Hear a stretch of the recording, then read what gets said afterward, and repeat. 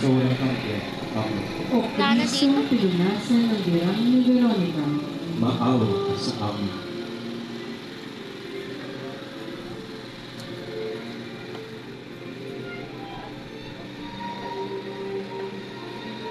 Ang pagtulong kay Jesus ni Simon Saraneo sa pagpapasan ng krus.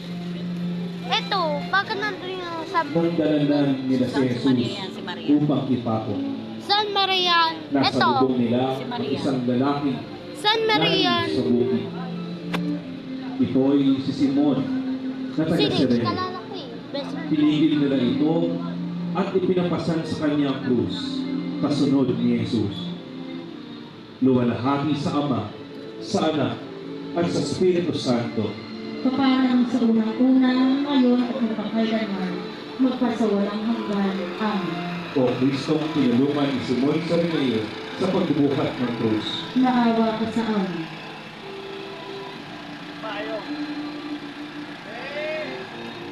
Ang paghuhubad ng damit kay Jesus. Ito rin kalbaryo naman pinili ng mga hunghang kay Kristong pagpapakuan. Ang guldutan kung tulingan ng mga Hebreo tanan ay ano'y dumating ang mananakop sa sala sa lupa nilang talaga. Pinabalaan kapagdakan ng mga palamaran at dito lang sa paghuhubad ng damit ng Mesiyas ay nabaguhan ng angka sa di kawasang hirap sa pagpakit ng kanyang sugat. Nuri na namang nasalang sugat niya sa katawan.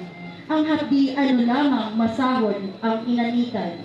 Ang dugo ay naglalapang. Ito ang korderong marikit, walang kibot, walang init. Nagbabatat, nagtitiis, Okay. nang di mamagkanong sakit dahil sa taong bulisik. Sa mahubuang patapos itong ating poong Diyos ay ang mga Pariseyos. Nagbuno-alang tibobos ng ibang gawin kay Jesus. Luwalhati sa Ama, So, sa Anak, saan ito at sa lalagay? Espiritu Santo. Kapangalan Sa unang bahaw? una, ngayon at magpakailanman, magpasawalang Saan hanggan. bakit nilalagay doon? O Kristo, walang awang hinubaran ng iyong damit. So, tapos na, ilalagay. Saan ito lalagay? Sa dami, sa hindi ko lang. Saan? Di, sa bahay.